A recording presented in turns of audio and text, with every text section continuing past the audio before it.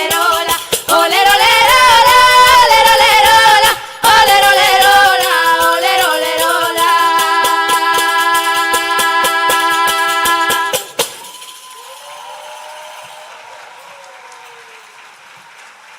Graciñas. Moitísimas grazas. E que viva o galego. Sempre.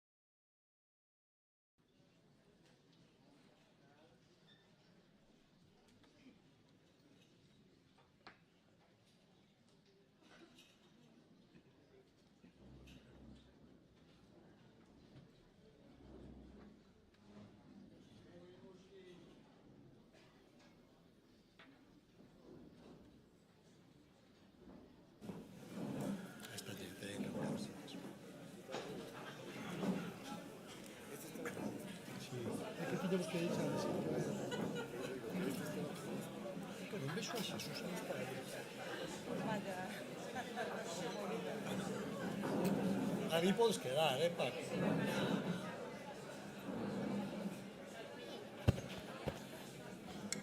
Pois, como ven, mentras arranxamos os académicos para reacomodar o escenario, comezamos o acto con enerxía que nos fai falta tamén os académicos para mover as cadeiras. Con moita forza e moita enerxía, moitas grazas ao Grupo Meigallo, da Asociación de Carcaxía e das informantes Teresa Reiga Pose,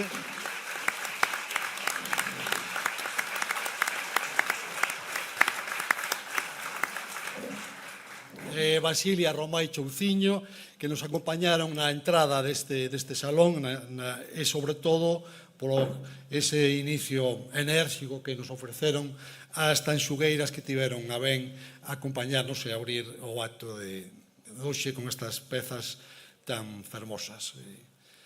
Excelentísimo señor Presidente da Xunta de Galicia, prezados compañeiros e compañeiras da Real Academia Galega, autoridades, familiares das figuras homenaxeadas no día de hoxe, cantareiras que nos acompañades tamén, amigos, amigas e veciños de Malpica, miñas donas, meus señores, abrimos a sesión plenaria extraordinaria e pública da Real Academia Galega con motivo da celebración do Día das Letras Galegas, dedicado ás cantareiras e á poesía popular oral.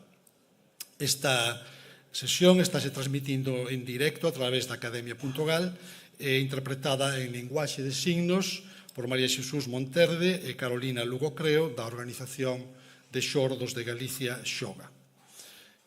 Voulles explicar brevemente o desenvolvemento do acto. Primeiro vai haber 3 intervencións de 3 académicos que irei chamando por quenda.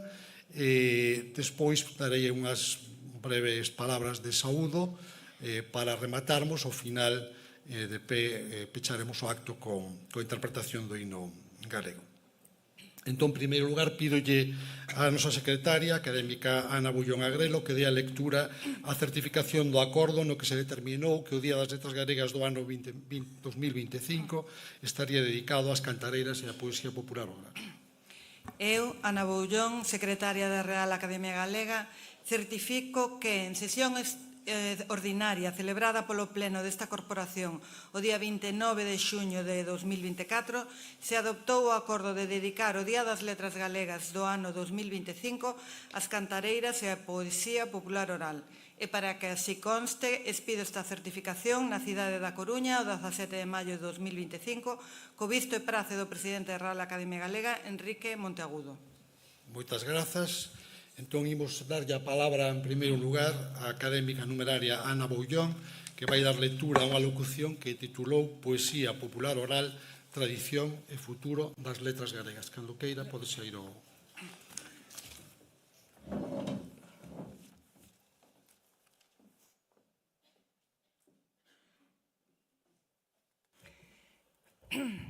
Bos días a todos os presentes. A miña intervención é Poesía popular oral, como acaba de dicir o presidente, tradición e porvir das letras galegas. Poesía popular é, segundo a descrición que propuxo Domingo Blanco na súa recolla, a empregada e transmitida polas clases sociais subalternas, que non adoitan participar na cultura dominante. Forma parte do folclore, entendidos en sentido pexorativo como o conxunto de tradicións, costumes, manifestacións artísticas dun pobo. Distínguese da literatura chamada culta pola oralidade e por ser un feito colectivo e casi sempre anónimo. O seu carácter espontáneo, tolerante, desordenado e certa despreocupación pola forma valeulle unha consideración negativa desde os estratos sociais que valoraban o coñecemento da cultura clásica, a disciplina e o acatamento ás formas. E a distancia entre ambas foi aumentando por mor da difusión da imprenta, a escolarización e a urbanización. Mais esta concepción pexorativa foi apagándose nos últimos tempos. Nesta celebración de hoxe afirmamos o seu papel central na nosa cultura, a súa consideración de verdadeira literatura. Porque cal é a verdadeira literatura? A literatura desde o inicio. No principio era a música. A creación popular asociábase á música, pois a melodía, coas estruturas métricas e a rima, axudaba a lembrar as palabras. Letra e melodía nacen xuntas e son inseparables. Así, o canto converteuse nunha forma esencial de transmitir textos para o coñecemento de historias, para o divertimento, para a emoción. As literaturas románicas liberáronse do corsé do latín grazas á forza da creación popular. Na Idade Media asumiuse con naturalidade o valor deste legado. A poesía popular foi fonte principal das cantigas de amigo e das cantigas de escarnio e maldicer, isto é, a poesía de burla e a poesía de amor cantada por muller. Naquel momento, estas manifestacións considerábanse aptas para a corte real e para as casas señoriais, tal como o era a propia lingua galega. Despois da prohibición da nosa lingua nos textos escritos, no século XVI, a poesía continuou existindo, limitada á expresión do pobo e lonxe das manifestacións literarias librescas. Aínda que apenas dispomos de mostras escritas durante os nosos chamados séculos escuros, sabemos con certeza que seguiu existindo, porque foron escuros para a lingua escrita, pero non así para a lingua oral nin para a creatividade literaria do pobo. Contamos no século XVIII co testemunho inestimable de Martín Sarmiento, que non só recolleu coplas, senón que compuxo o seu coloquio con estrofas elaboradas coas pautas da poesía oral. O romanticismo, no século XIX, xerou en toda Europa o interese pola literatura oral, que foi asumida por moitos escritores. Non sabémolo ben, pois os cantares galegos, a primeira obra da nosa poeta nacional, Rosalía, fixo transicionar a nosa poesía oral do local ao universal. A partir desta época, moitos eruditos descubriron o valor destas composicións como testemunho lexicográfico, historiográfico, etnográfico e literario. A finais do século XIX comezaron as recollidas, máis ou menos parciais, máis ou menos sistemáticas. E en 1982 foi publicada a que se chamou a Biblia da Poesía Oral, o cancioneiro popular de Dorothée Schubert e Antón Santamarina, que reúne música e textos. Actualmente, parte deste patrimonio está custodiado en diversas institucións, o Museo do Pobo Galego, o Consello da Cultura Galega, en formatos que permiten acceso telemático a textos e a grabacións. E diversos colectivos comezaron a reproducir a música e o baile. Agora xa non desde o turreiro para o gozo dos participantes, senón desde un escenario para a exhibición diante dun público. A transmisión interxeracional das aldeas foi mudando para o ensino regrado. Os coros históricos, aínda hoxe con vizosa actividade, comezaron a súa andaina a principios do século XX. Cántigas e agarimos en Santiago, cántigas de terra na Coruña, toxos e flores en Ferrol, cántigas e aturusos en Lugo, ruada en Ourense. Mais a partir da segunda metade do século XX produciuse un cambio drástico de modelo productivo que ocasionou o abandono do medio rural. As antigas manifestacións populares, as foliadas pola vida, ruadas, foron esmorecendo. A pasaxe brutal da aldea á cidade no tardofranquismo tivo efectos arrasadores na que Richie Casas chamou a xeración túnel, que sufriu en moi pouco tempo un proceso de aculturación e de perda de lingua. Cando a noite de pedra do franquismo comenzaba a devalar, xurdiron agrupacións folclóricas como a Turuxo na Coruña e asociacións culturais que deron acubillo a este patrimonio que comezaba a esvaecer. Desde finais da década de 1970 apareceron Xacarandai na Eidos na Coruña, Brincadeira en Santiago e non só nas cidades, Xiradela en Arteixo, Carcaxía e Raigañas en Malpica, Chorima en Rois, Faragulla en Teixeiro. Afortunadamente é imposible dar aquí a nómina completa de todos estes colectivos. No libro branco do ensino da música tradicional en Galicia de 2006, dirixido por Rodrigo Romaní, estimábase en 696 os centros que ofrecían clases de música e baile, con entre 20.000 e 24.000 estudantes. E toda esa actividade cristalizou a semade en grupos e intérpretes como Fuxan os Ventos, Milladoiro, Mercedes Peón, Leilía, Uxía Senlle, Xavier Díaz, que significaron e deron nova vida ás coplas que tamén eles recollían. Todos eles forman unha rede de puntos que desde moitos anos foron constituindo o fermento que agora eclosiona. A poesía popular foi a raiceira dun fenómeno que transcende o exclusivamente literario, é musical, etnográfico, folclórico e social. E o dito enlaza directamente coa cuestión da identidade. Dicía Castelao que a verdadeira tradición non emana do pasado, nin está no presente, nin se albisca no porvir. Non é serva do tempo. A tradición é a alma eterna de Galiza, que vive no instinto popular e nas entrañas graníticas do noso chan. A tradición non é historia, a tradición é a eternidade. Recoñecemos as protagonistas das letras como parte dela, como parte de nós. A mocidade que tomou o seu relevo, reinterpretando as súas músicas e as súas letras, están a mostrar o camiño. A transmisión está garantida polo menos por 2 xeracións máis. É este un ano de celebración en todas as vilas onde houbo e hai cantadoras, onde se celebran foliadas e onde se cantan coplas e regueifas. E hoxe vemos por todo o país como a rapazada asiste aos cantos de taberna, aos seráns, as foliadas, xa non como descanso ou remate dos labores agrícolas, pero tampouco só para contemplar como público, senón como actividades de lecer, de novo espazos de convivencia e socialización. É unha onda que se vai estendendo, apenas mencionada en medios de comunicación oficiais. As agrupacións medran e ensinan nas cidades, vilas e aldeas os cantos, os bailes, a pandeireta, vencendo os presuizos que avanzaron desde unha perspectiva elitista a nosa tradición, canda a lingua, esteo imprescindible da nosa cultura. Son momentos difíciles para a lingua galega, que rexistra as cifras de uso máis baixas entre a xente máis nova e non atopa un apoio institucional firme. Fronte a esta situación, as novas expresións de lecer nos festivais, nas novas foliadas, as aulas de música e baile tradicional, constitúense cadra as únicas ocasións en que parte da rapazada ten contacto coa lingua real fora das aulas. Por tanto, pode converterse tamén nunha ferramenta para a normalización lingüística. As letras deste ano celebran o pasado e miran para o futuro, porque o tradicional é moderno. Da fonte da tradición xorden hoxe todo tipo de adaptacións, mostrando que non se procura unha difusión meramente arqueolóxica, senón a súa apertura aos novos tempos.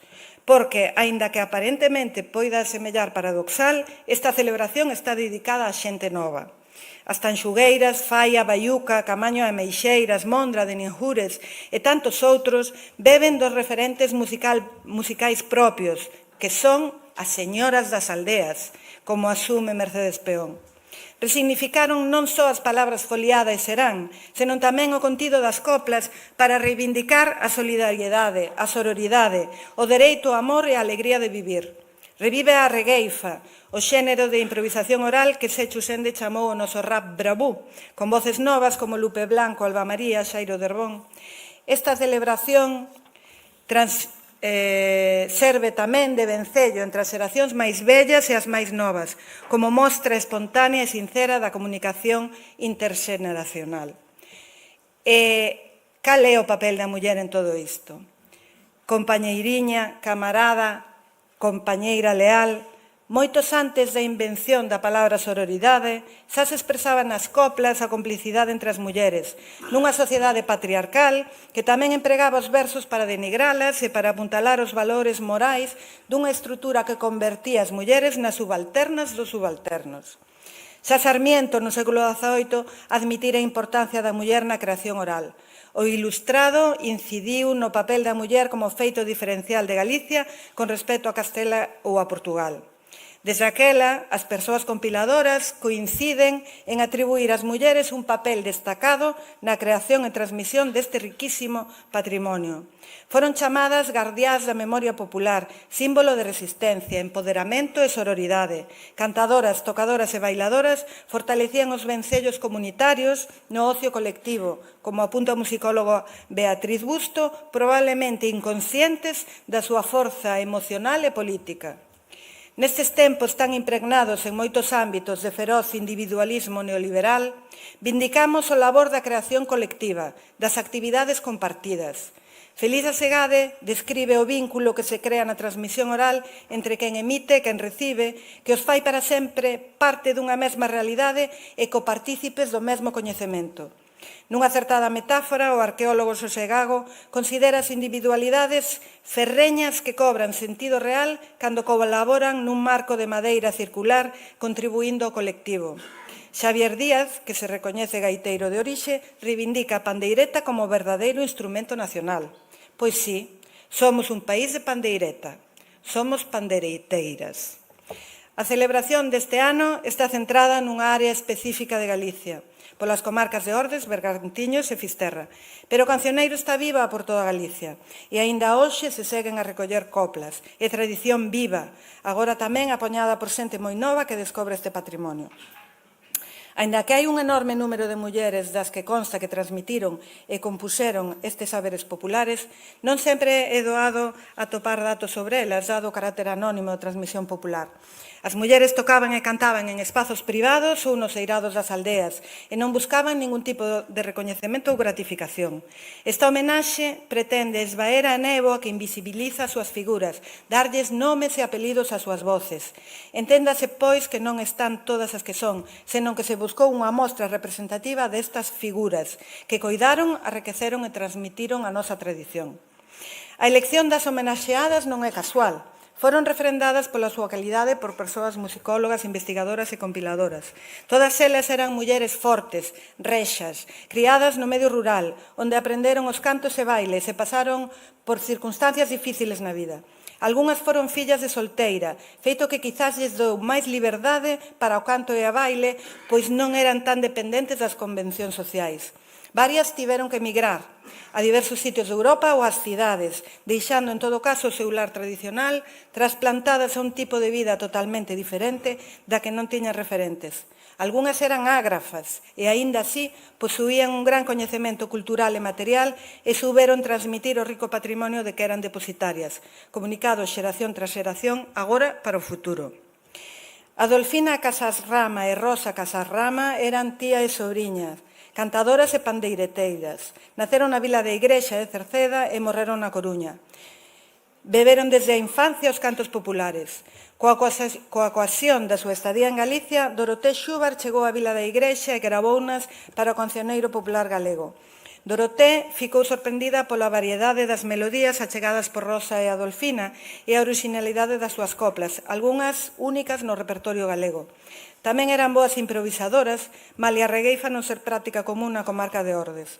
Ademais, parte da súa produción foi recollida no libro Fuliada na Vila, elaborada por seu neto e sobrinho, o músico Richi Casás, de tal pau tal hacha, que mostrou a boa relación da música tradicional tamén co jazz. Eva Castiñeira naceu en Agranzón, lugar de Muxía. Alí aprendeu a palillar, como moitas mulleres da zona, e como se facía cando se desempeñaban tarefas repetitivas, as panilleiras acompañábanse co seu canto. Na década de 1960 marchou coa familia para a Coruña. E en 1981 Milladoiro convidouna a ela e a súa irmán en Gracia a participar nun concerto no pabillón deportivo da Coruña.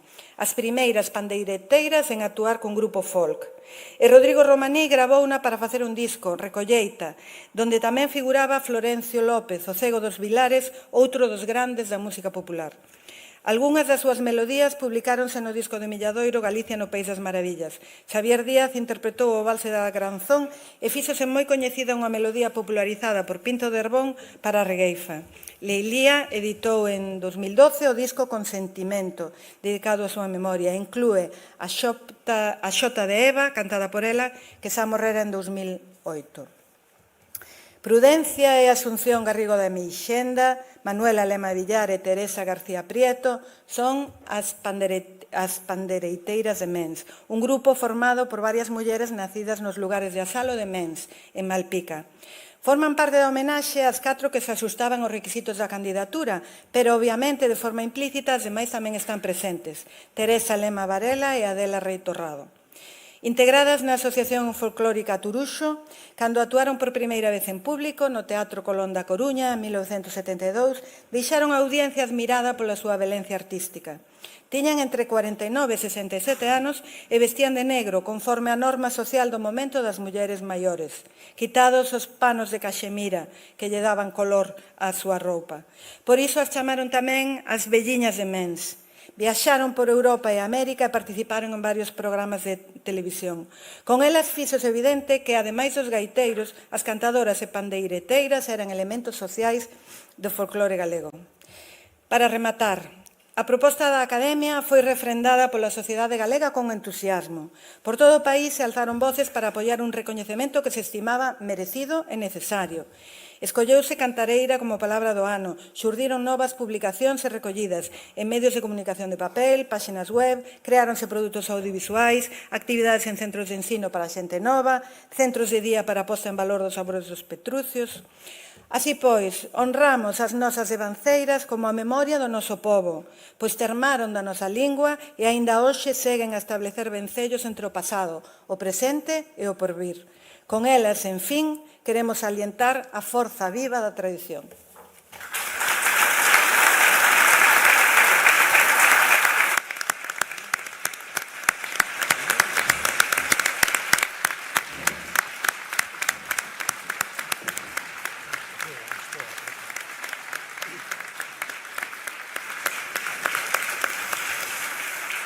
Moitas grazas, académica Ana Boullón. Agora imos darlle a palabra ao académico numerario Antón Santamarina, que dará lectura a un texto que chamou o resurdimento do cancioneiro tradicional.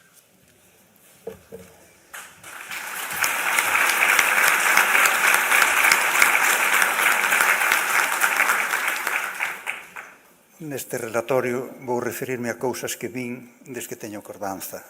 Hai case 80 anos no relativo ao cancioneiro. Teño 83, creo que teño recordos desde os 3 anos, polo menos. Foron anos de moitos cambios. Podemos velo na cultura material. Eu ainda recordo mallar con malle.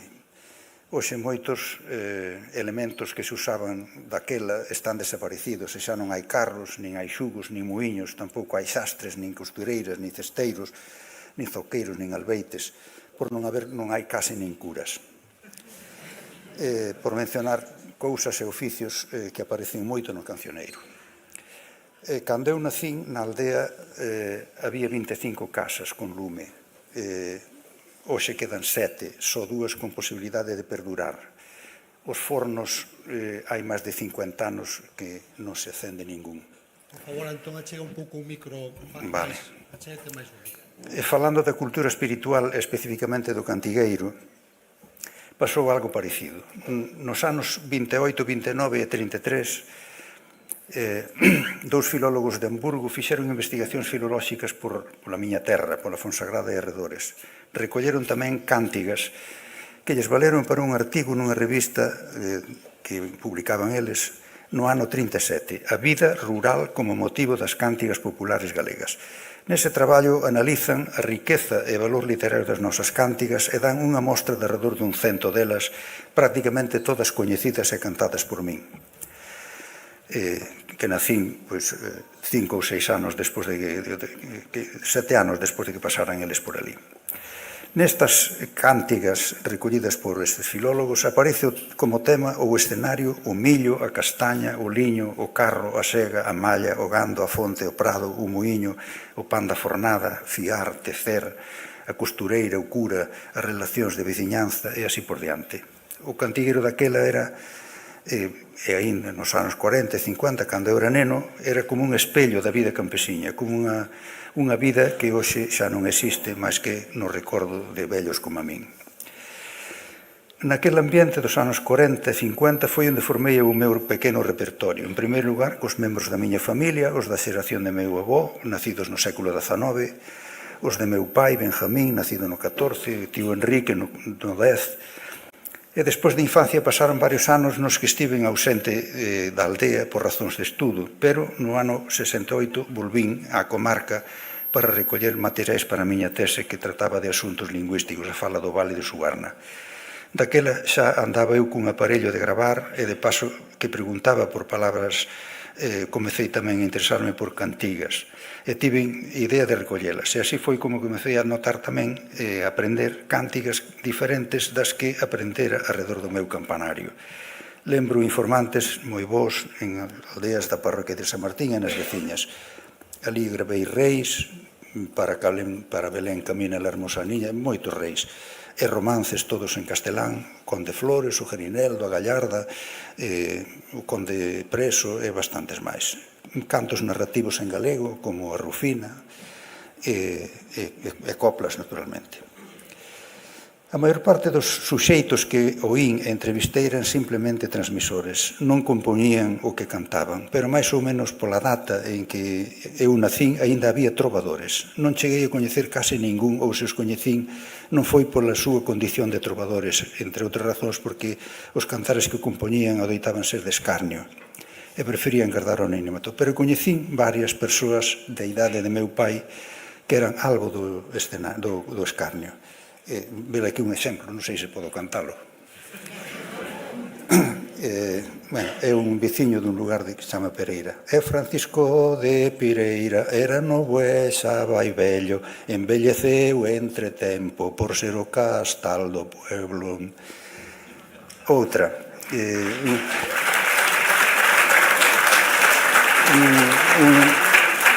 Un señor dunha aldea, da parroquia, da casa do Cazporro, é Genaro do Cazporro, non habeis querer creelo, pro é a pura verdad que ten 3 fillos de vedro.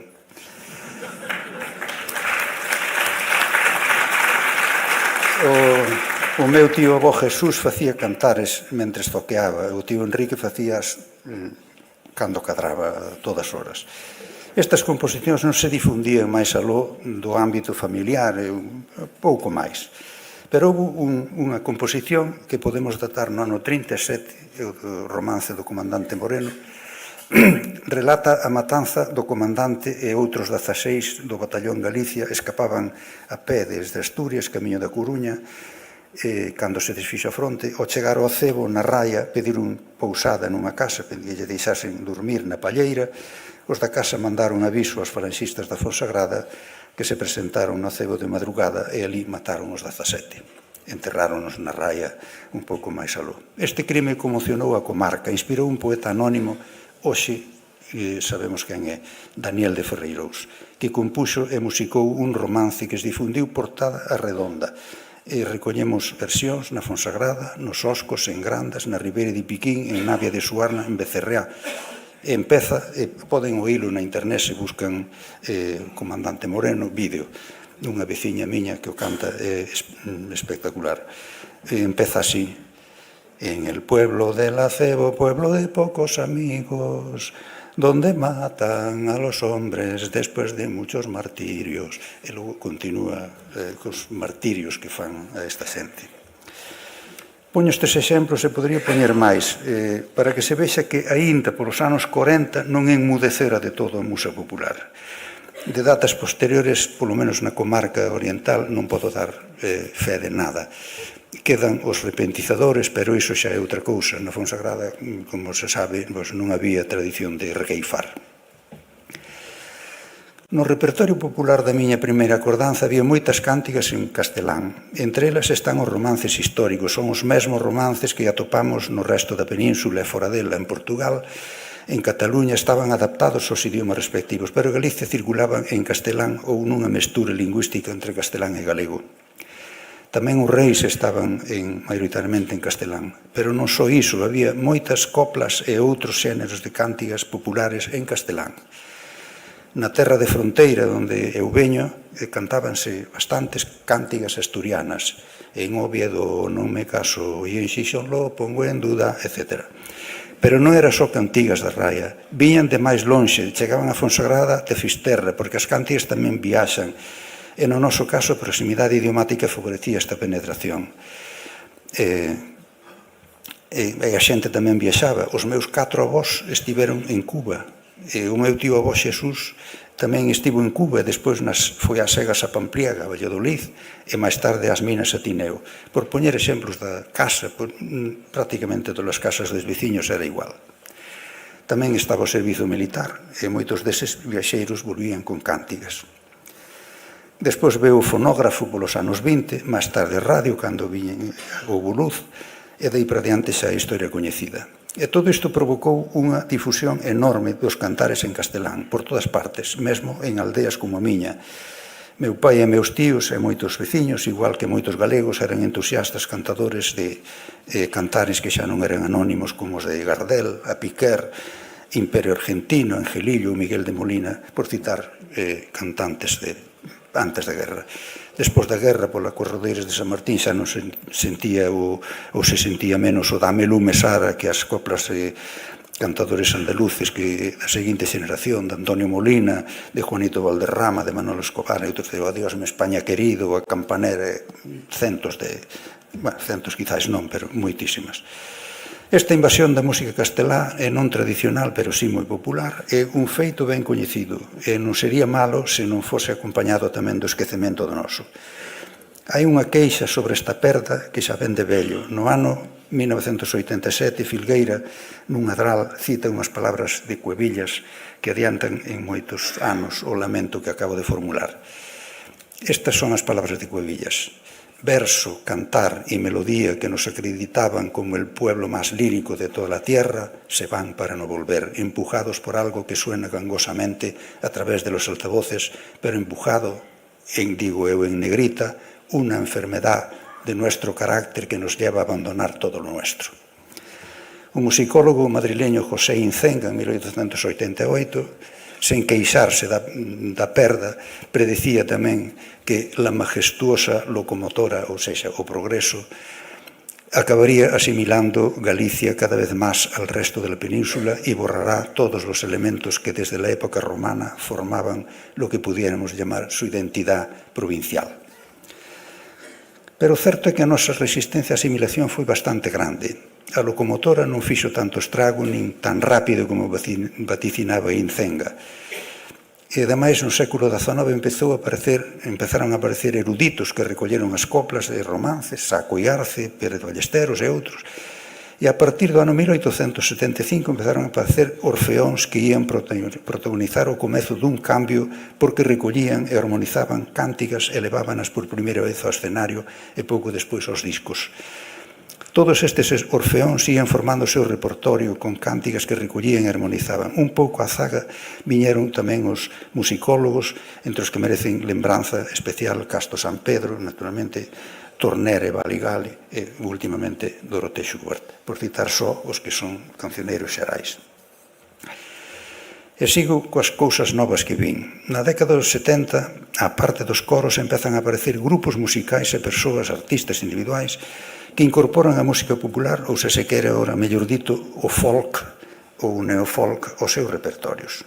Podemos mencionar algúns, empezando no 72, por Fuxan os Ventos, 78, Doa e Xacarandaina, 79 Milladoiro, no 80 na Lúa, no 83 os 100 pés, no 84 a Quenlla e Mercedes Peón, no 85 Lugar na Lubre, no 87 Xavier Díaz, no 88 Leilía, por citar só os daqueles 20 anos.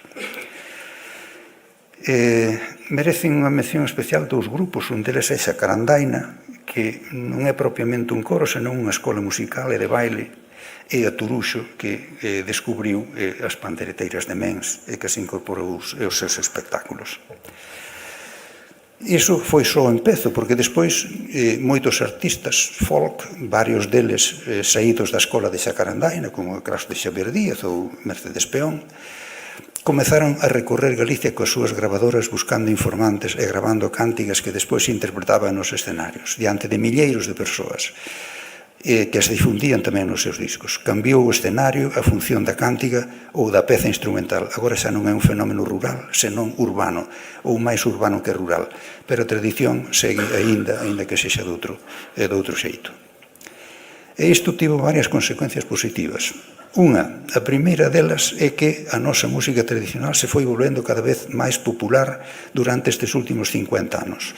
Vese polo número de persoas ou grupos que xorden cada pouco e polo éxito espectacular que teñen algúns deles. Exemplo, as tanxugueiras, pero non só eles. Segunda consecuencia é que agora a nosa música xa non se sente só no interior de Galicia ou na Galicia da diáspora. Músicos nosos levan a nosa música polos escenarios e platós do mundo. É ben coñecido, se cadro máis de todos, o caso Carlos Núñez, que ten actuacións en numerosos sitios dos 5 continentes, de Tóquio a Bos Aires e desde Bos Aires a San Francisco. Outra consecuencia é que cada vez son máis os artistas de fora de Galicia que se interesan pola nosa música, porque aínda que seguimos sendo el pueblo máis lírico del mundo.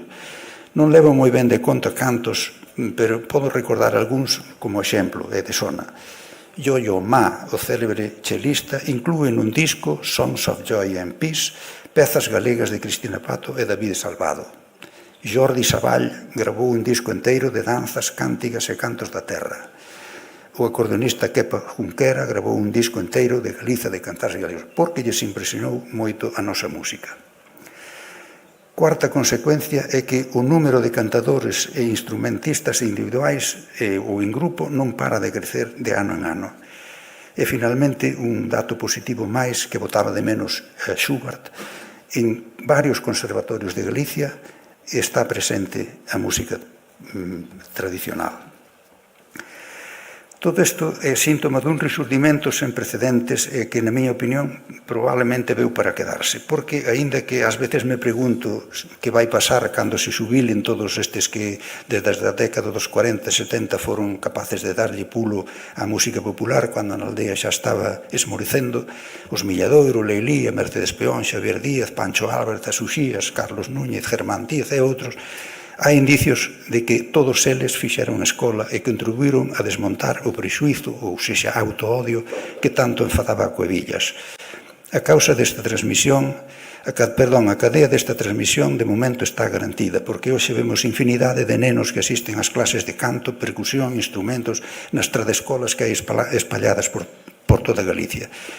Entre eles, seguramente que dentro de 20, 40, 50, 60 anos vai haber moitos que continuarán e seguirán enchendo auditorios e platós dentro e fora de Galicia coa nosa música, porque é moi variada e rica. Os que asumiron o papel de converter a música folclórica en música folk e os que recolleron en cancioneiros e en rexistros sonoros as músicas dos nosos pais e avós garantiron que as vellas cántigas se seguisen actualizando e non lles pasase como as palabras que nomeaban as partes do carro ou do arado. A Academia Galicia inteira non poden ter senón gratitude, en primeiro lugar, para os cantadores e cantadoras que hoxe festexamos, que guardaron o tesouro da nosa lírica popular aguantando todas as locomotoras de Incenga e o que veu tras delas. E tamén os investigadores que recolleron este tesouro, igualmente para os intérpretes actuais que o están difundindo urbi e torbe nun envoltorio novo. Sinto, pero teño que manifestar que hai algo que me sombrece para min este bo augurio para a nosa lírica popular, e é que a súa sorte non podemos disociala da sorte da lingua, e os ventos que corren para a lingua neste momento non son moi favorables. E nisto é necesaria a chega de todos, non só a das cantareiras. Fai falta un compromiso da xente para superar dunha vez a enfermedade de nuestro carácter que nos lleva a abandonar todo lo nuestro. E falta tamén o compromiso de responsables de facer unha planificación lingüística que trate con decisión de deter e inverter esta deriva. Dixe.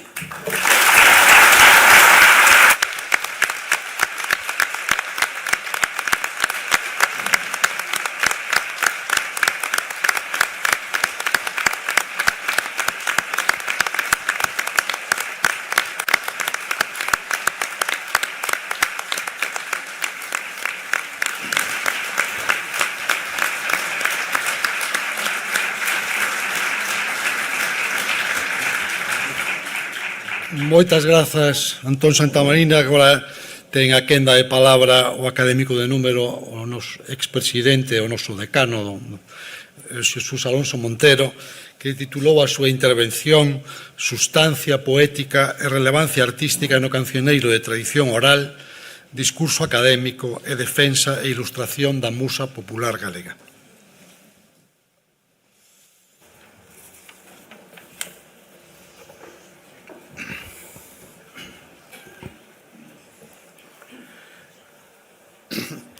Excelentísimo señor presidente da Xunta de Galicia, excelentísimo señor presidente da Real Academia Galega, señoras académicas, señores académicos, ilustrísimas tanxugueiras, veciñas e veciños de Malpica e da súa contorna, miñas donas e meus señores.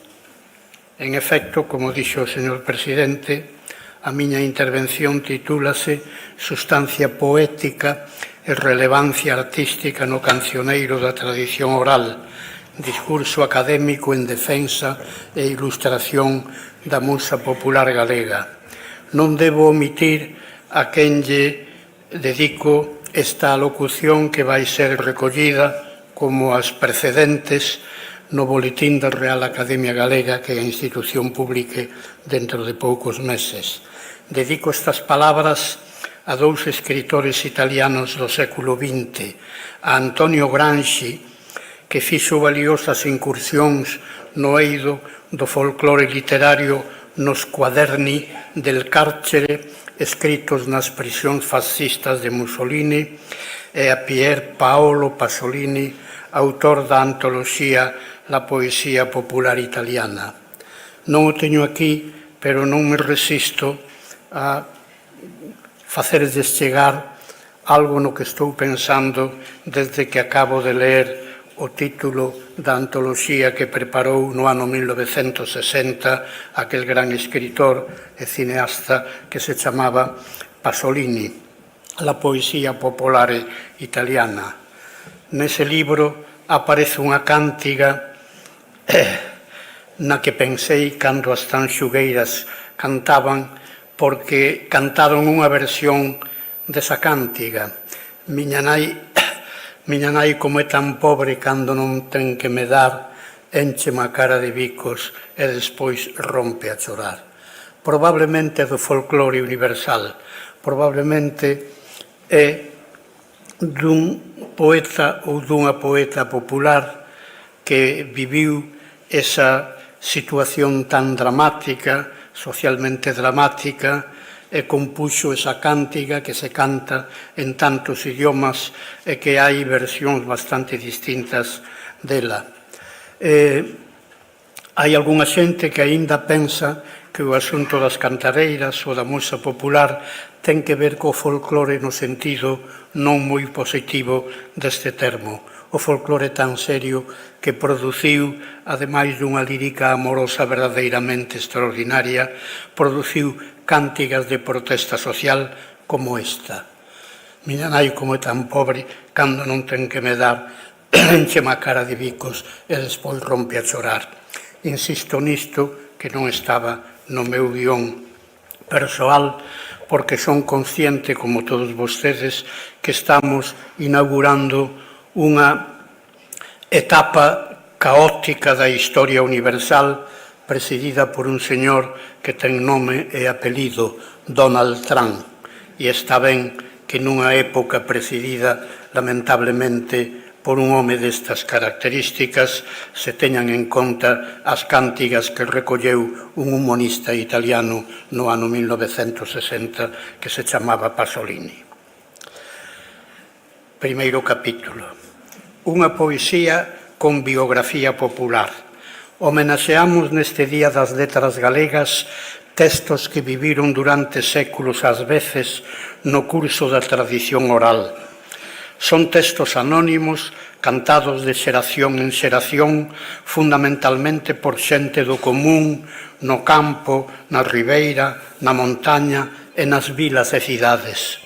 Son textos que tiveron autor ou autora e que foron agarimados por esa xente do común que atopou neles a expresión das súas emocións, dos seus sentires, da súa visión das cousas, das súas inquedanzas e dos seus atafegos. E cando non foi totalmente así, algún dos transmisores modificadores alteráronnos axeitadamente para que os versos recibidos expresasen máis cabalmente eses atafegos, esas inquedanzas, eses sentires e esas emocións. Non sempre foron letrados os autores ou modificadores destes textos do cancioneiro popular galego. Fose cal fose a súa orixe, letrada ou non, estes versos teñen sempre o recendo da lareira, do fiadeiro, dos encontros na eira da aldea, da festa do magosto, da taberna rural, o recendo popular. Porén, o que para algúns eruditos era recendo, como para o padre Sarmiento ou o padre Salveira, para eruditos menos demóticos era cheiro rudo, tanto que lles impedía percibir nas coplas populares a evidente sustancia poética dos seus versos. Sempre houbo dentro e fora de Galicia eruditos de espírito burgués ou nobiliario que por razóns de índole sociolóxica negaron ou casi negaron as virtudes estéticas dos textos que deleitaban as xentes de humilde condición socioeconómica. Un exemplo moi elocuente témolo nunha coñecida definición dun importantísimo escritor español do século XV, don Íñigo López de Mendoza, señor de Ita e de Buitrago e marqués de Santillana.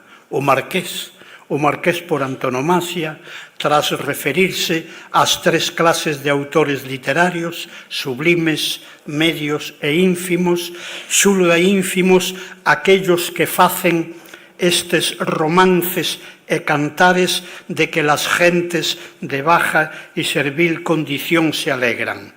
Todo fai supoñer que tal definición nun polígrafo prerrenacentista de tanta formación cultural está feita desde o prexuízo literario da súa condición social. Pero en Galicia e noutras partes o fervor pola recolleita e o estudo das manifestacións líricas da musa popular prodúcese no século XIX e primeira metade do XX. E é este período o que nos convoca para achegármonos ao tema da subestimación da canción popular, da copla popular, da poesía, do cancioneiro popular da tradición oral. Segundo capituliño. Un dos intelectuais máis sabios do mundo en cuestións de historia literaria, don Marcelino Menéndez Pelayo, sentenciaba no ano 1876 nun libro seu titulado Horacio en España: si los cantares son populares, no son buenos. Si son buenos, no son populares. Debo sinalar unha circunstancia cronolóxica. Cando don Marcelino estampou tan contundente opinión, tiña 20 anos. Aínda así, un home maduro como don Juan Valera, escritor moi importante e excelente erudito, suscribía poucos anos despois a valoración de don Marcelino nestes termos: bien se puede en general aceptar por buena la opinión del señor Menéndez Pelayo, que desecha las coplas o cantares por no ser poesía lírica de buena ley. Si fose así, señoras e señores, si fose como opinan Menéndez Pelayo e Juan Valera, a conmemoración de hoxe sería un tributo a unha chea de textos orais en verso carentes de entidade poética e nós, unha especie de botafumeiros dun xénero literario que só gusta, como dixo no século XV o marqués de Santillana, a xentes de baixa e servil condición. Convén e urxe saber que por esas calendas xa existía en España un movemento intelectual co título anglófilo de folclore interesado a fondo na recolleita e no estudo do saber popular e dun xeito especial das súas manifestacións literarias. Lideraba esta acción cultural don Antonio Machado y Álvarez, 1846-1892, santiagués de nacemento, pero andaluz de raíz e de nación. Co pseudónimo Demófilo, o que ama o povo, foi colector e estudoso da literatura popular en verso e en prosa, alén dun activista da causa, tanto que fundou a primeira sociedade do ramo, el folclore andaluz, en 1881, e contribuiu moi eficazmente á constitución en 1883 de El Folclore Gallego na cidade da Coruña, que presidiría Emilia Pardo Bazán. Nunha das súas coleccións, a Biblioteca de las Tradiciones Populares Españolas, publicou o noso José Pérez Ballesteros en 3 volumes a súa inxente compilación Cancionero Popular Gallego e en particular de la provincia de La Coruña, 1885-86, daquela a máis extensa da nosa poesía popular.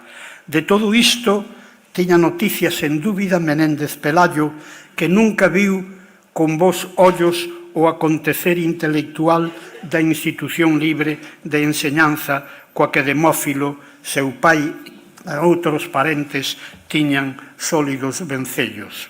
Saíndome do meu guión, debo aclarar que Menéndez Pelayo era o prototipo do que os marxistas do ano 60 dicíamos o intelectual orgánico das mentes conservadoras. Antonio Machado e Álvarez era un dos intelectuais orgánicos das mentes progresistas. Un fillo de don Antonio Machado e Álvarez, Antonio Machado Ruiz, gloria das letras europeas do século XX, herdou ao seu xeito a demofilia do seu proxenitor. Un libro seu de 1936, Juan de Mairena, afirma, entre outras cousas, si vais para poetas, cuidad vuestro folclore. Feita esta aseveración, ofrécenos como exemplo de excelsa poesía popular esta copla: tengo una pena, que casi puedo decir que yo no tengo la pena me tiene a mí.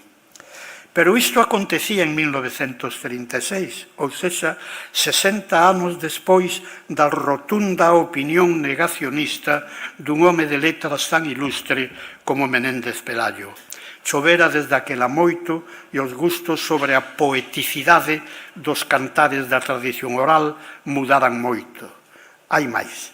Xa comenzaran a mudar 13 anos antes das epatantes palabras de don Marcelino en 1863. Terceiro capituliño. Os versos populares en galego que motivaron o libro auroral de Rosalía de Castro, Cantares Gallegos, 1863. Tal feito exixe hoxe unha consideración especial, moi especial.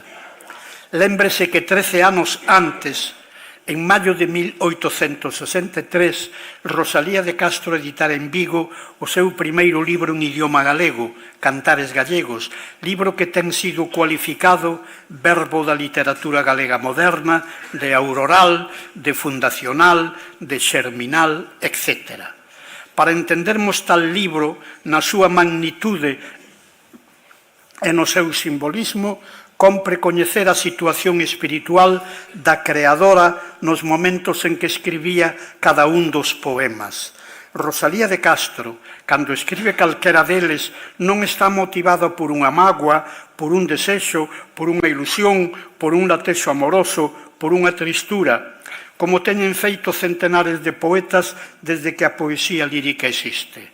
Rosalía escribe despois de oír un cantar popular na casa, na horta, na fonte, no turreiro, no adro ou na eira.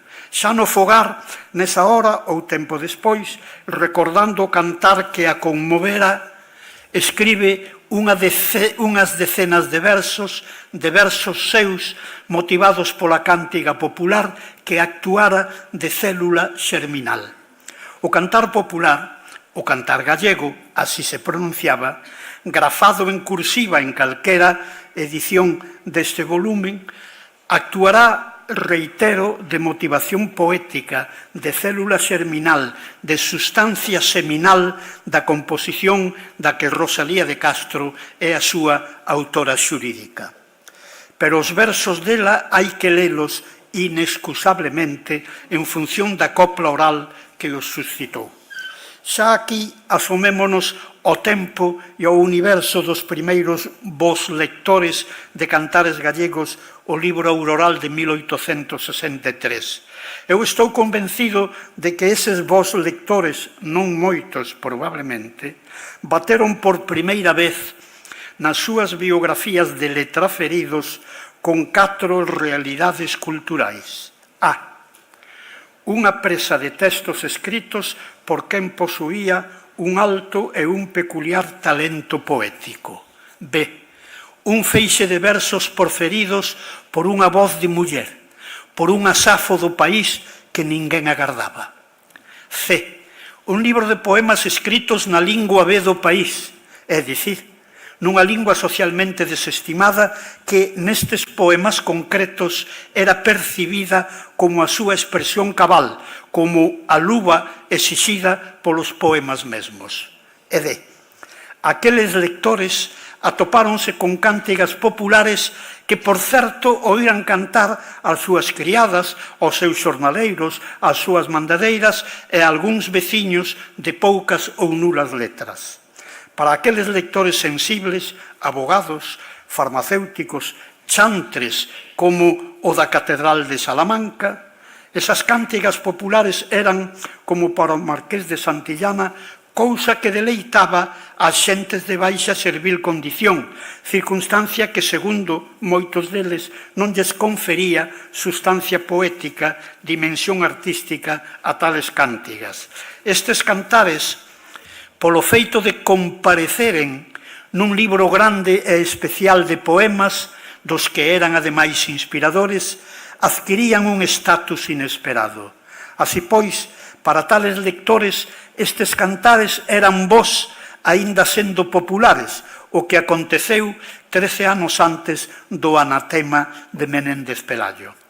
O máis probable é que don Marcelino non lera cantares gallegos ou, se leu este libro antes de 1876, hai que pensar que estaba dormindo ou somellento, que é o que lle pasou a Homero ao escribir uns versos defectuosos da Ilíada, se nos atemos o que nos contou sobre isto Horacio. Tales cántigas populares, 21 no auroral libro de Rosalía, chegaron a ela, perciben o E mayúsculo, chegaron a ela pola vía oral, en Padrón, cando era nena, ou en Santiago, de mociña, ou onde fose, pero antes de cumprir os 26 anos, a idade na que publica o libro nunha imprenta viguesa. Mergullémonos agora nos cantares que escolleu Rosalía. Quen compuxo, cando fose, estas cántigas, algunhas verdadeiras alfallas do discurso poético hispano e, se me apuran, do europeo? Reparemos primeiro en 5 delas que se porteñen coa musa amorosa.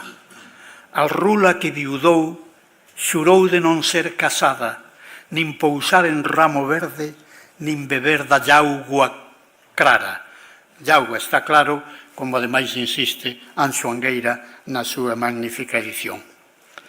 Cantan os galos pro día, érguete meu ben e vaite, como mei dir queridiña, como mei dir e deixarte. O meu corazón che mando cunha chave para o abrir, nin eu teño máis que darche, nin ti máis que me pedir. Se o mar tivera barandas, fora te ver o Brasil, mais o mar non ten barandas, amor meu, por donde ir? Aí tes o meu corazón, se o queres matar ben podes, pero como estás ti dentro, tamén se ti o matas, morres. Este Pentateuco de ouro faría renxer nas súas tumbas a don Marcelino e a don Juan Valera. De novo a pregunta: quen compuxo estas e outras moitas cántigas do cancioneiro popular galego? Sempre inicialmente un individuo, letrado en algúns casos, pero en moitos outros, un poeta das silveiras, analfabeto en ocasións, o poeta que as xentes da Limia Baixa, antes de 1936, chamaban Fistor. E Fistor fora Palmela de Lobios a fins do 19, e nas mesmas datas Fistora Cateliña de Entrimo, tal como nos lo contan Benito Fernández Alonso, Vicente Risco e Xoaquín Lorenzo Fernández, este último un óptimo coñecedor do mapa poético da comarca. Hai nas cántigas que motivaron boa parte dos poemas de cantares gallegos unha inscribible na musa social, outra alfalla: ora meu meniño, ora, quen vos ha de dar a teta se tua nai vai no muiño e teu pai na leña seca. Estamos ante unha cántiga de queixa e denuncia, sen dúbida ideada por unha muller, por unha Fistora. Penso que a raíña deste cantigueiro popular amoroso, tan magistralmente glosado por ela, é a cántiga protagonizada pola rula que viudou, a que simboliza tamén nun extraordinario romance castelán a fidelidade eterna á memoria do amado. A fidelidade é tal na nosa copla que a angustiada viúva non só xurou non casar nunca máis, senón fuxir de calquera circunstancia que lle producise o menor deleite, como pousar en ramo verde, habendo polas murchas concordes coa súa esencial tristura. Pero hai máis nesta densa cuarteta, pois no cuarto verso nin beber da auga clara a atribulada viúva, a masoquista viúva, sendo consciente de que para non morrer terá que beber un pouco de auga nunha poza ou nun charco, confesa e proclama que non beberá auga limpa, auga clara, beberá, pois, auga turbia, a auga enturbiada previamente polas súas vaguas, constantes no seu atribulado e asumido padecer. Calquera concesión á menor frivolidade sería un desacato esencial á memoria do marido que se adorme fora desde hai anos. En conclusión, só as 21 cántigas populares do libro Cantares Gallegos poñen en evidencia o desacerto dos negacionistas da poeticidade dos textos do chamado cancioneiro popular da tradición oral. Epílogo. Miñas donas e meus señores, as cántigas citadas ao longo desta locución académica e moitas outras chegaron a min non como acto de cultura, si como acto de vida, o que require unha pequena explicación. Eu de neno e de adolescente non fun, por exemplo, ao Teatro Principal de Ourense e paguei unha entrada para oír a coral de Ruada que ofrecía no seu repertorio algún destes cantares. Non, fíxeno por motivos eruditos anos despois. E agora, permítanlle a este orador académico casi centenario unhas pingadas autobiográficas. Nacín en Vigo, na taberna dos meus pais, a fins de 1928, e ali vivín ata o 1 de xaneiro de 1938, data na que a familia retornou á aldea, a Ventosela, patria de miña nai. Eu acababa de cumprir 9 anos, 1 mes e 4 días, cando me mergullei nese humus cultural e social tan distinto, comezando polo idioma da aldea, daquela compactamente galegófona. Tamén ali aprendín a xogar á billarda e a distinguir á noitiña o canto do merlo do canto do sílgaro. Con zocos e co pantalón remendado, como os outros rapaces da aldea, traballaba en certos laborciños agrícolas con meu pai e axudaba a sementar os allos a miña nai o día de San Silvestre. Axiña falei con certa naturalidade o idioma da aldea, o idioma dos remendos e dos zocos, o idioma en Galicia da nación sociolóxica dos de abaixo, o idioma galego, aínda que eu daquela, miñas donas e señores, non usaba a denominación perifrástica esa, a nación sociolóxica dos de abaixo. En Ventosela tamén batín co cancioneiro popular desde os 9 anos. Ali coñecín a Delfina Rodríguez Rodríguez, a fina moulona, que cantaba como ninguén nunha parroquia de xente moi cantora. Comprobouno décadas despois a eminente musicóloga Dorothée Schubert, para a que cantou coa súa prodixiosa voz o romance das tres comadres. Eu xa coñecía e admiraba ese prodixio de voz desde 1941, cando a oín cantar por primeira vez. Non lembro a data, unha noite de domingo, no que 3 ou 4 mozas xa casadas, como a fina, esparexían na lareira da señora Gumersinda, mentres os seus homes, cun estatuto social máis xeneroso, esparexían na taberna do meu tío Paco, onde, ademais de tomaren un neto de viño, mataban as saudades e as estreituras da vida con cántigas, algunhas das cales xa mozote eu aprendín. Esa noite, naquela lareira, a conmovedora fina cantou esta suxerente copla: Nena que vende las peras, cantas che mandaron dare, para ti, meu queridiño, non mas mandaron contare. Eu nunca oíra cousa semellante. 2 ou 3 anos despois, xa mociño eu, na taberna do meu tío, 4 ou 5 mozos cantaron unha cántiga que eu asociei á anterior. Tes un limoeiro cun par de limós, e che dirá eles que queiras que non. A primeira cántiga interpreteina de preadolescente como un texto amoroso, casto sempre, dunha especial delicadeza e como unha mostra sutil do que é o inicio dunha relación amorosa nunha égloga rural. E pareceume entón que aqueles versos eran o que a xente letrada chamaba poesía. En canto á segunda cántiga, oída xa eu adolescente, tamén a interpretei como amorosa, pero do subxénero erótico. Está claro que aquel adolescente xa perdera a inocencia. Como algo sabía eu de perceptiva literaria, non me foi difícil decatarme de que o sustantivo limós era un caso de bisemia, figura retórica que viña con outros exemplos no meu libro de 4º curso. Aí, na bisemia de limós e limoeiro, estaba a améndoa poética do cantar.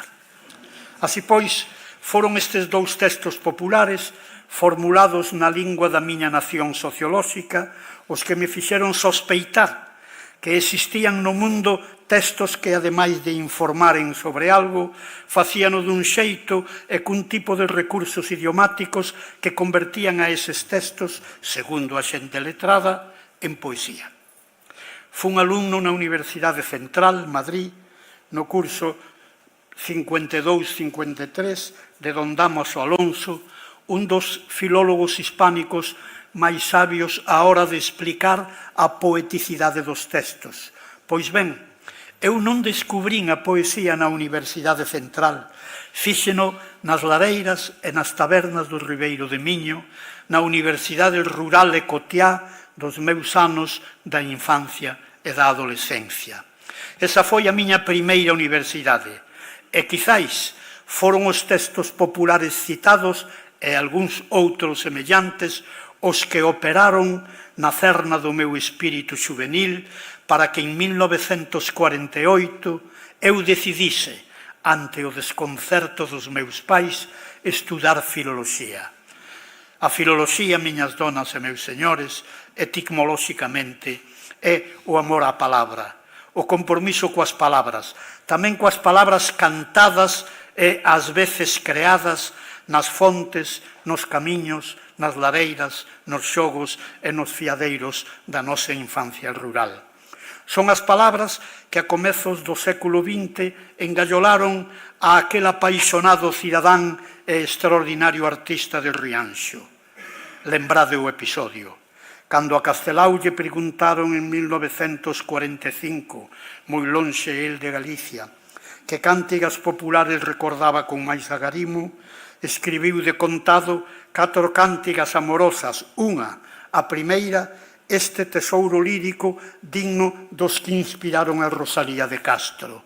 O amor que a min me leve ha de ter a man lixeira, ha de coller unha rosa sen avalar a roseira. Eu, señoras e señores, en 1945 nunca oíra falar de Castelao, nin sequera mal, pero 3 anos despois, ante o desconcerto dos meus pobres pais, marchei a Madrid para cursar a carreira de filólogo e a verdadeira filoloxía, miñas donas e meus señores, a verdadeira filoloxía nunca subestimou as linguas populares e os textos, populares ou non, escritos nesas linguas. Moitas gracias.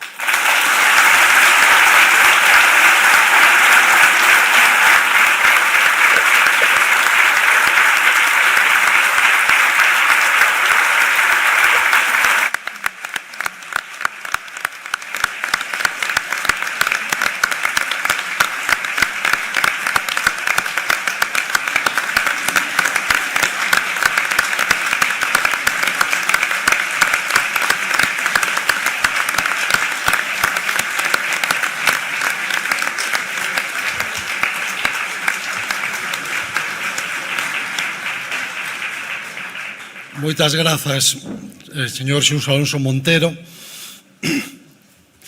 En Galicia, as mulleres non soamente son poetas, senón tamén músicas naturais.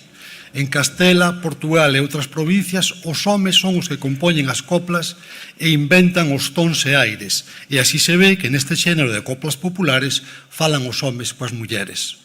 No meu país é o contrario. Na maior parte das coplas galegas falan as mulleres cos homes. E é porque elas son as que compoñen as coplas e elas mesmas inventan os tons ou aires a que as han de cantar. A observación que acabo de citar, que xa me roubou Felisa de Leilía no acto previo, débese a Martín Sarmiento, o primeiro erudito que valorizou o idioma e a cultura popular galega e o precursor non só do galeguismo, senón mesmo das recolleitas de falares e cantares do pobo.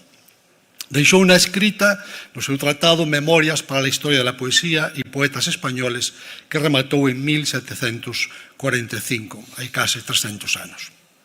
Nese mesmo estudo comunicaba a descuberta da lírica trovadoresca medieval galego-portuguesa.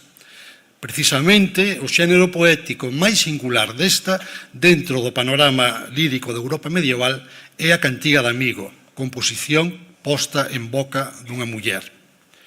Aínda que os cantares de amigo que chegaron a nós foron compostos por trovadores varóns, sen dúbida refliten unha antiquísima tradición autóctona de canto feminino, ben que elaborada con moito requinte.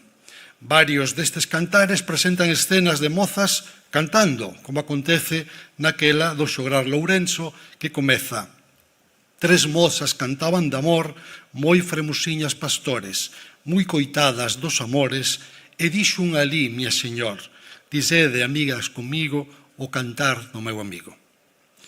Outras cantigas están postas na voz dun coro de mozas que celebran as ocasións que lles ofrecían as romarías para a folía, como acontece nesta cántiga de Pero de Viviáns. Pois nosas madres van a San Simón de Valdeprados, Candeas, queimar, nós, as mociñas, iremos andar con nosas madres, e elas entón queimen candeas por nós e por sí, e nós, as mociñas, bailaremos alí. Os nosos amigos todos irán para nos ver e andaremos nós bailando ante elas fermosas en cos e nosas madres, xa que alá van, queimen candeas por nós e por sí e nós, as mociñas, bailaremos alí. Estes textos teñen máis de 700 anos de existencia. Como acaba de lembrar o noso colega Xosé Alonso Montero, na obra alborada realmente do noso rexurdimento, Cantares Galegos, repárese no título, Rosalía de Castro toma emprestada a voz dunha meniña que promete: cantarte ei Galicia teus doces cantares, así mo pediron na beira do mare, cantarte ei Galicia na lingua galega, consolo dos males, alivio das penas. Sabido é que Rosalía foi colleiteira de cantigas, como foron o seu marido Manuel Murguía e a súa filla Alejandra. Eu mesmo editei o que queda da ceifa poética recadada por Rosalía. E este mesmo ano a Academia ofrecerá da man de Diego Rodríguez, que nos acompaña, a edición dos ricos materiais das rimas populares galegas que axuntou Manuel Murguía, o fundador e primeiro presidente da nosa institución. Así que ven que temos certa legitimidade para dedicar o Día das Letras Galegas ás cantareiras. A creación, a recreación e transmisión da poesía oral foi cousa dunha infinda moitedume de luciñas e vagalumes que ao longo dos séculos, en palabras de Castelao, crearon o idioma, a cultura, as artes, os usos e costumes, en fin, o feito diferencial de Galiza. No discurso Alba de Gloria, que acabo de citar, o Rianxeiro facía desfilar ante os nosos ollos unha comitiva das figuras maiores da nosa historia, compoñendo o que el chamou unha santa compañía dos inmortais. Mais el mesmo di, cando esta comitiva se perdeu nunha floresta, cito, vin xurdir da terra, da nosa terra, unha infinda moitedume de luciñas e vagalumes que son os seres innominados que ninguén recorda xa e que todos xuntos forman o sustrato insubornable da patria galega. Elas son as que en longas centurias de traballo humanizaron o noso territorio patrio para infundíndolles a todas as cousas que na paisaxe se mostran o seu propio espírito. Elas son as que gardan e custodian os legados múltiples da tradición, os xermes da nosa futura historia, as fontes enxebres e purísimas do noso xenio. Imaginemos agora que nesa compaña desfilasen as figuras homenaxeadas ao Día das Letras Galegas, comezando por Rosalía, que foi a primeira dedicataria, e o propio Castelao, que foi o segundo. O remate desa compaña, encabezando a procesión das luciñas, irían enfoilada as faíscas de Adolfina e Rosa Casarrama, Eva Castiñeira e as pandeiteiras de Mens. Elas representan, e volvo ás palabras do gran Rianxeiro, o pobo que nunca nos traizoou, a enerxía colectiva que nunca perece, o que nós fomos, o que nós somos e o que nós seremos sempre, sempre, sempre. Beizón para elas e para todas aquelas persoas e colectivos que mediante a arte e o estudo contribuíron a rescatar e a requentar o legado da nosa tradición lírica popular. Castelao, de quen estamos a celebrar o 75 cabodano, referiuse arreo ao pobo traballador como creador e custodio fiel durante séculos da cultura e da chave de ouro da identidade galega, o idioma. Lembremos aquel célebre parágrafo en que se preguntaba: que diríamos se o Estado mandase derrubar o Pórtico da Gloria? Pois eu digo que o noso idioma é unha obra de arte 1000 veces superior á obra do mestre Mateo. Creouna o xenio inviolable do noso pobo e labrouna o amor, a dor e a ledicia de moitísimas xeracións. Unha lingua é máis que unha obra de arte, é unha matriz inesgotable de obra de arte. Castelao cicelou moitas sentenzas esclarecidas sobre o idioma, e permítanme lembrar dúas máis. Ten Galicia un idioma propio? O pobo galego fala un idioma de seu. O galego foi instrumento maravilloso da grande poesía lírica medieval de Hispania. O galego é un idioma extenso e útil, porque con variantes se fala no Brasil, en Portugal e nas antigas colonias portuguesas. O galego resurdiu no século pasado con poetas tan egrexos como Rosalía, Curros e Pondal. O galego é hoxe o idioma que prefiren os intelectuais como vehículo da nosa cultura, pero aínda que carecese de tantos méritos contraídos, abondaríalles a fala do pobo traballador para estar dignificado de por sí, pois o galego é unha executoria viva do traballo e unha cédula honrosa de cidadanía e de democracia. E por eso tamén dixo el: Galiza ten dereito a dignificar a lingua que o seu propio xenio creou, porque é capaz de ser vehículo da cultura universal, porque lle serve para comunicarse cos povos de fala portuguesa, porque non ten outra mellor para expresar os seus sentimentos e porque perdéndoa xa non lle quedaría ningunha razón de existir. Esta última cita convídanos a rematar cunha reflexión sobre o presente e o futuro do idioma, que el decía que se o perdemos non quedaría razón para existir como comunidade ao noso país. Fai xusto un ano, o presidente da Real Academia Galega, Vítor Freixanes, fixo un chamamento a prol dun pacto pola lingua. A idea foi recibida e xerou unhas boas expectativas. Meses despois, os datos recollidos polo Instituto Galego de Estatística debuxan un panorama alarmante. O idioma de noso perdera a súa posición secular de lingua máis falada do país. Moi ao noso pesar, viamos confirmados os negros presaxios que a propia Academia fixera, prevendo o efecto negativo de medidas lingüísticas regresivas aprobadas desde 2010. Neste contexto, a boa acollida da proposta dun pacto pola lingua abría un raio de esperanza. Esperemos que os discursos de líderes políticos non esmorezan esa esperanza, non fagan esmorecer esa esperanza. De todas maneiras, a nosa ilusión non se vai extinguir. Mentras as expectativas sobre o pacto pola lingua esmorecen, esperemos que non sexa así, o idioma segue abrollando nas inúmeras iniciativas e campañas, especialmente da xente moza, para promovelo, defendelo e difundilo en escolas, pantallas e escenarios, nas rúas e nos medios de comunicación, nos comercios e nas oficinas, nas redes ou nos estados deportivos.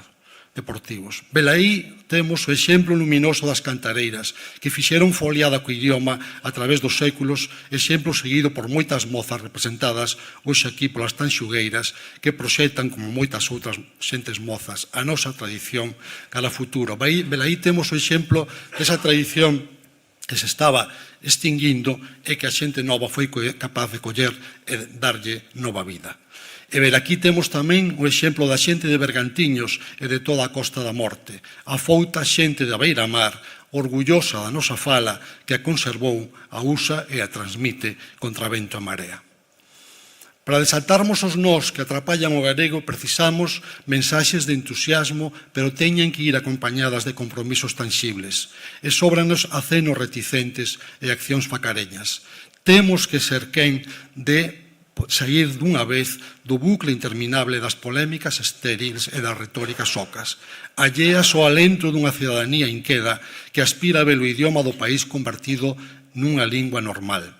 Unha cidadanía que quer gozar da liberdade e da posibilidade real de transmitir o galego de pais e nais a fillos e fillas, de usalos en empezos nas aulas e de empregalo por quen así o desexe en todos os ámbitos da súa vida persoal e profesional. Un idioma que queremos vivir tranquila e plenamente, con alegría e sen ningún tipo de limitación. O novo impulso para o galego virá dunha reformulación das políticas da lingua que poñan a infancia e a mocidade no centro. E para apular por isto, a Real Academia Galega mantén sempre abertos os seus brazos á colaboración, porque, sendo como é tarefa de toda a sociedade e de todas as institucións, ten que ter o goberno, ten que ter o frente o goberno de Galicia. En nome da Academia, interpelo a todos os galegos e as galegas de ben e fago votos pola unión, alén de intereses de parte, a calor da nobre e armoniosa fala da nación de Breogán, que así denominou Eduardo Pondal, o bate destas terras e autor do noso himno. E volvo novamente a Castelao. Non esquezamos que se aínda somos galegos é por obra e graza do idioma. E remato tomando emprestado o final precisamente dos cantares de Rosalía. Non me expliquei cal quixera que son de explicanza pouca, se gracia en cantar non teño, o amor da patria m'afoga. Dixo.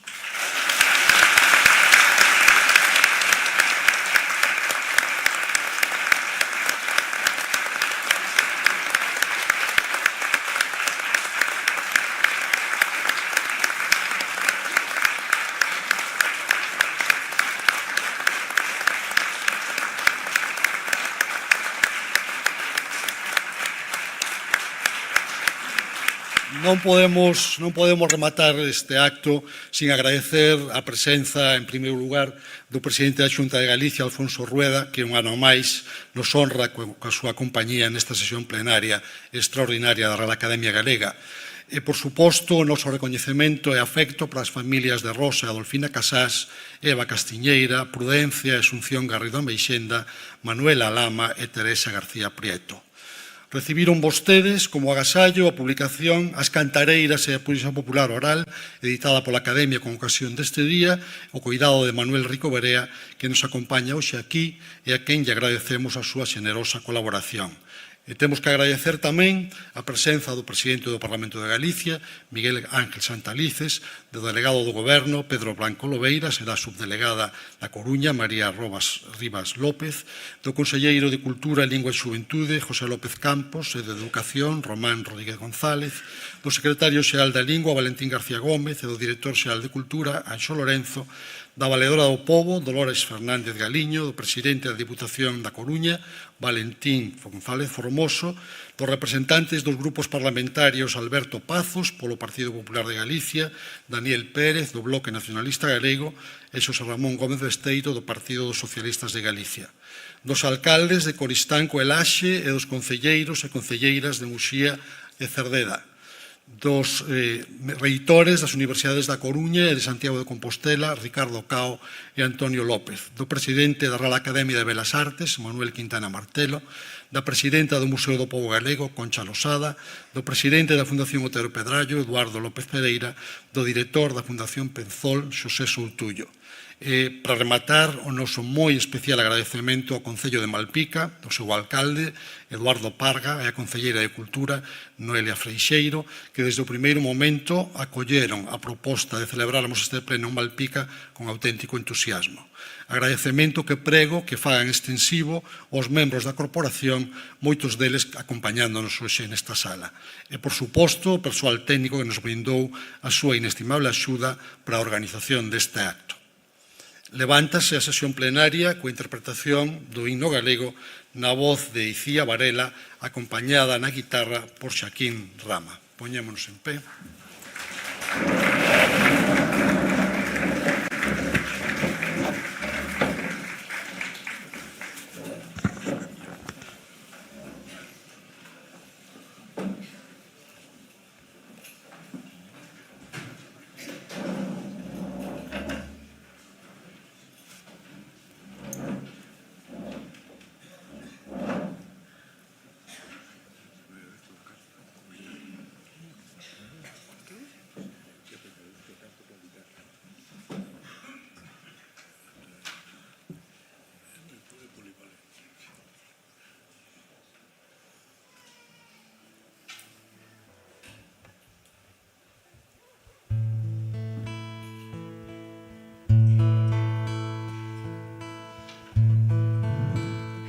Que din os rumorosos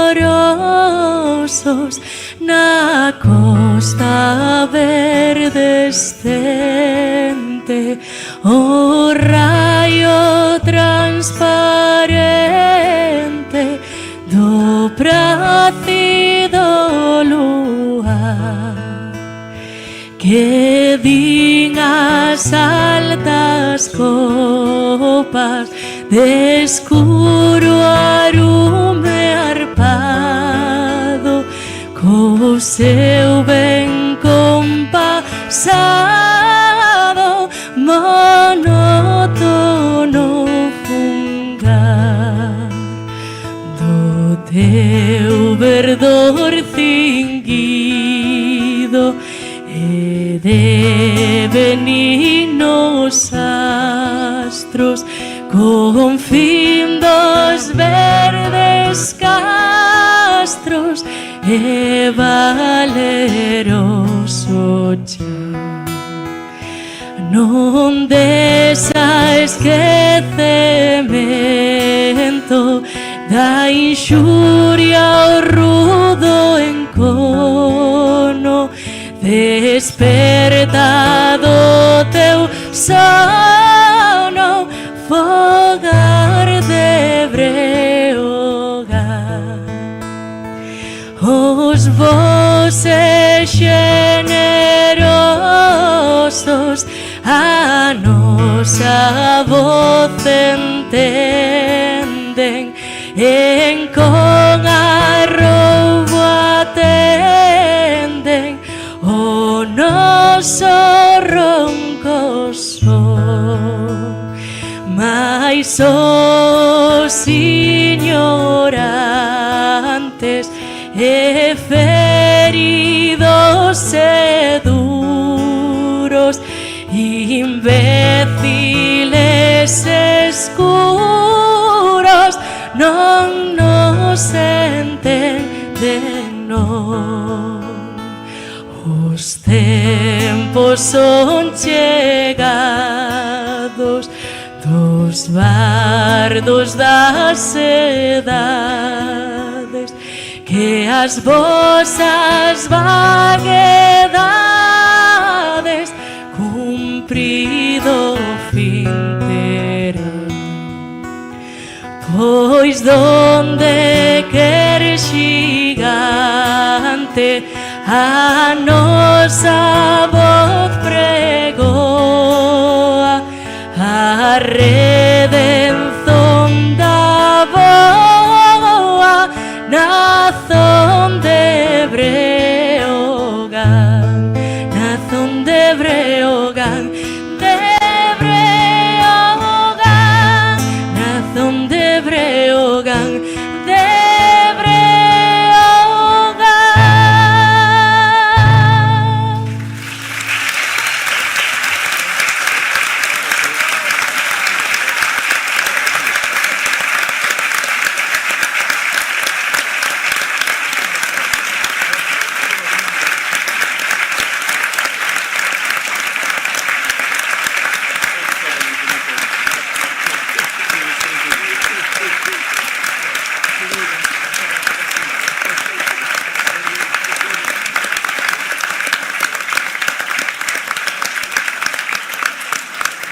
presidente.